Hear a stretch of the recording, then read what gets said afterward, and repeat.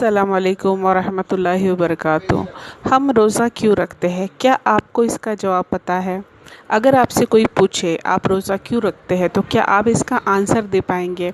खासकर जो हमारे गैर मुस्लिम भाई है, अगर हम स्कूल में, कॉलेज में या ऑफिस उसमें जाते हैं तो पूछते कि रोज़ा इतना सख्त है और इतना कठिन है, ना इसमें खा सकते हैं ना एक बूंद पानी आप पी सकते हैं, तो रोज़ा क्यों रखते हैं? तो इसके जवाबात आज हम इस वीडियो में देखेंगे। पहला आंसर जो है, रोज़ा मुसलमान पर अल्लाह ताला ने फ़र्ज़ कर दिया। अल्लाह ताला फरमाते हैं कुरान में कि ए ईमान वालो, हमने तुम पर रोज़े फ़र्ज़ कर दिए, यहाँ तक कि तुमसे पहली कौम पर भी।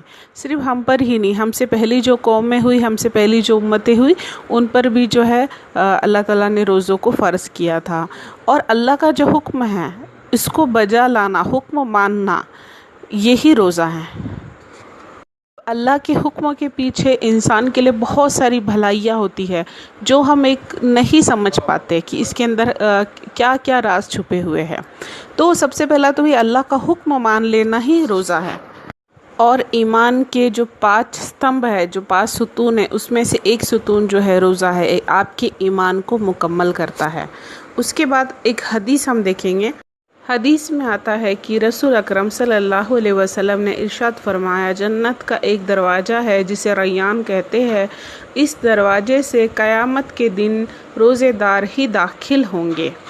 इस हदीस में जो है क़यामत का ज़िक्र किया गया है। क़यामत के दिन सूरज जो है सवा नेज़े पर होगा और ज़मीन जो है तांबे की हो जाएंगी और सब तरफ नफसा नफसी का आलम होगा। लोग भूख और प्यास की शिद्दत से तड़प रहे होंगे और बिलग रहे होंगे।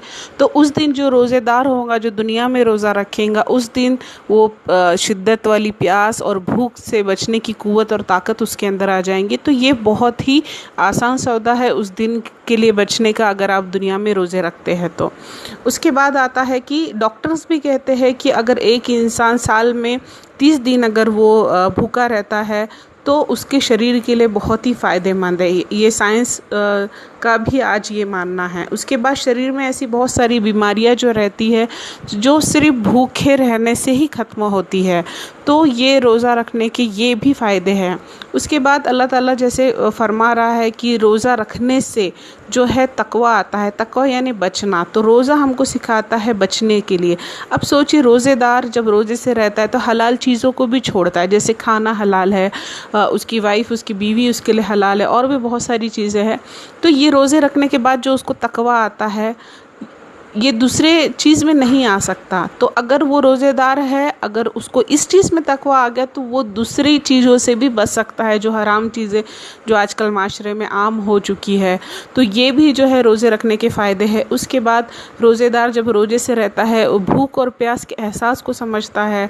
जो हमारी उम्मत के जो गरीब लोग हैं, जो उनको खाना नहीं मिलता, वो भूखे प्यासे रहते हैं, तो उनकी तड़प को भी हम समझ सकते हैं। हमारे अंदर, हमारे बच्चों के अंदर भी ये सलाहियत आती है कि गरीब लोगों की तड़प को, भूख को, प्यास को हाँ समझे, तभी हम समझ सकते हैं जब हम खुद भी भूखे रहेंगे।